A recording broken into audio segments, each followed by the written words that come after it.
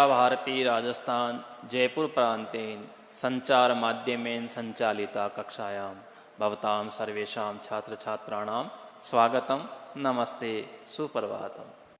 अद्य वयं प्रत्यक्ष विषये अध्ययनं करिष्यामः। वयं प्रत्यक्ष भेदा इति विषये अध्ययनं कुर्मः। अद्य वयं प्रत्यक्ष प्रथम भाग कृदंत प्रत्यय विषय अध्ययनं करिष्यामः।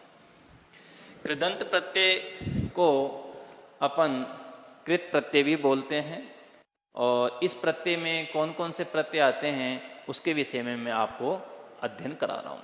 तो कृदंत प्रत्यय या इसको कृत प्रत्यय ये कह सकते हैं।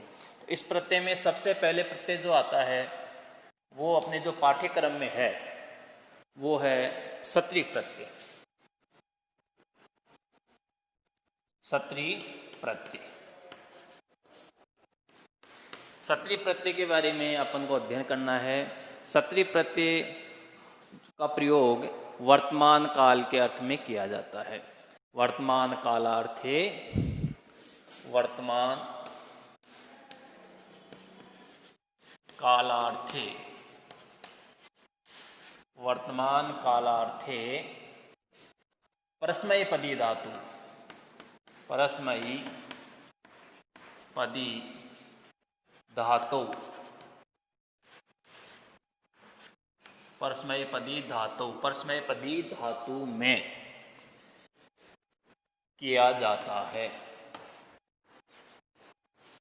किया जाता है। यानी सत्री प्रत्यय का प्रयोग परस्मैपद धातु के साथ में ही होगा।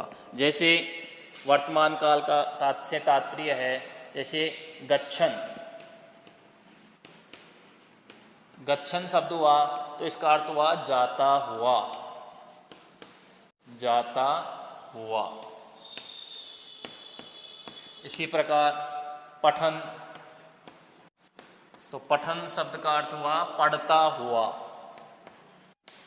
पढ़ता हुआ। तो इस प्रकार की क्रिया का जो भाव निकलता है, जाता हुआ, पढ़ता हुआ, जाती हुई, पढ़ती हुई, ऐसे जो भाव निकलता है, लिखता हुआ, हंसता हुआ, हंसती हुई, तो उसमें अपन समझेंगे कि वो सत्री प्रत्यय का इसमें प्रयोग हुआ है। अब इसका नियम यह है कि सत्री प्रत्यय में धातु, जब इस सत्री प्रत्यय का प्रयोग धातु के साथ में किया जाता है तो धातु में सत्री प्रत्यय लगने के बाद में उसमें अत शेष रहता है। अत अवशिष्यते, अवशेषः, अवशेष भवति, अवशेष रहता है, अतशेष रहता है। इसमें सत्री प्रत्यय में अतशेष रहता है। अतशेष रहेगा तो शह और री, शहरी च लोपः जायते, लोपः जायते। यानी अत शेष रहा, उसके बाद ये से बच गया, आधा से और री, ये स्वर बचा, तो इनका क्या होता है कि लोप हो जाता है। अब इसके रूप जो है सत्री प्रत्यय का प्रयोग होने के बाद में जो क्रिया के रूप होते हैं वो तीनों लिंगों में चलते हैं। जैसे पुल्लिंगे, पुल्लिंगे, पुल्लिंगे, पुल्लिंग में पठतवत, पठतवत। स्त्रीलिंगे, स्त्रीलिंगे यानी स्त्रीलिंग में, तो स्त्रीलिंग में इसके रूप चलेंगे नदीवत, नदीवत। वत का मतलब होता है के समान, पठतवत पढ़ने के समान, नदीवत नदी के समान। और नपुंसक लिंगे, नपुंसक लिंगे यानी नपुंसक लिंग में इसके रूप चलते हैं जगतवत, जगत के समान, जगत वत। और ये इसके रूप जो है विशेषण के रूप में होते हैं, यानी ये विशेषता बताते हैं कि जैसे वो हंसता हुआ, यानी हंसता हुआ है उसकी विशेषता है हंस रहा है, खाता हुआ, चलता हुआ, रोता हुआ, बैठता हुआ, तो ये विशेषणवत ये प्रत्यय का प्रयोग किया जाता है। इस प्रकार अब मैं आपको इसके सत्रि प्रत्यय से बनने वाले कुछ उदाहरणों को आपके सामने स्पष्ट कर रहा हूँ, तो आप ध्यान से देखिए उसको एक बार। जैसे पहला उदाहरण है, जैसे पट धातु है, पट धातु है, इसमें अपन ने सत्रि प्रत्यय का प्रयोग किया, पट धातु में सत्रि प्रत्यय का प्रयोग किया, तो सत्रि में अत शेष रहता है, तो ये अत शेष रह गया, तो ये हो गया पठ, पठ और अत, अत शेष रहा, तो शब्द क्या बना, ये ए स्वर जो है वो ठे में मिल जाएगा, तो ये तो ठे तो पूरा हो गया, पठ त, ये मूल शब्द बना, पठत ये मूल शब्द बन गया।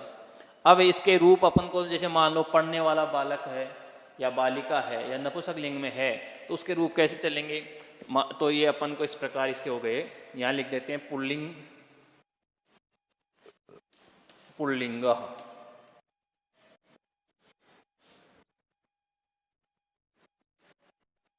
पुल्लिंग, स्त्रीलिंग,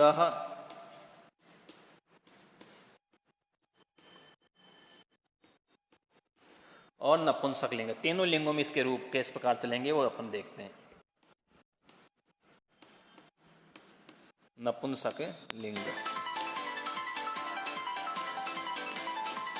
इसके रूप कैसे चलेंगे वो आपको मैं बता रहा हूं। तो पुल्लिंग में इसके रूप चलेंगे, जैसे पठत हो गया तो ये हो जाएगा पठ, पठत, पठतवत, तो ये हो गया पठन, पुल्लिंग में इसके रूप हो गए पठन।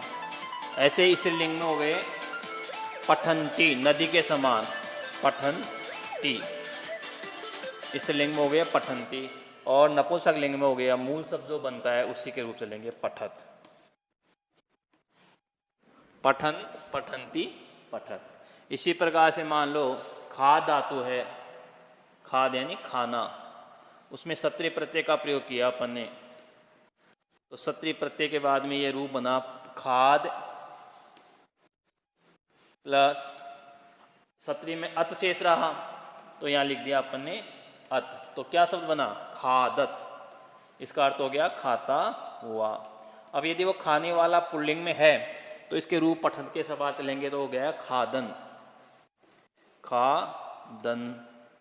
स्त्रीलिंग है तो खादंती, बड़ी की मात्रा आएगी आदन है, खादंती, और नपुंसक लिंग में खादत।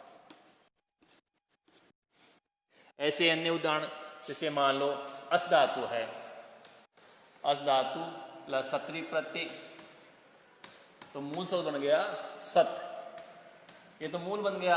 अगर वो पुल्लिंग है तो हो गया सन, स्त्रीलिंग है तो सती, और नपुंसक लिंग है तो सत।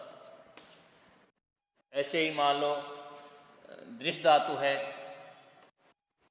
दृश्य प्लस सत्रि प्रत्यय का प्रयोग किया तो मूल शब्द बन गया पश्यत, ये पश्यत तो मूल शब्द हो गया, पुल्लिंग में पश्यन,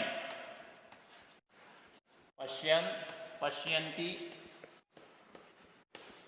और पश्यत।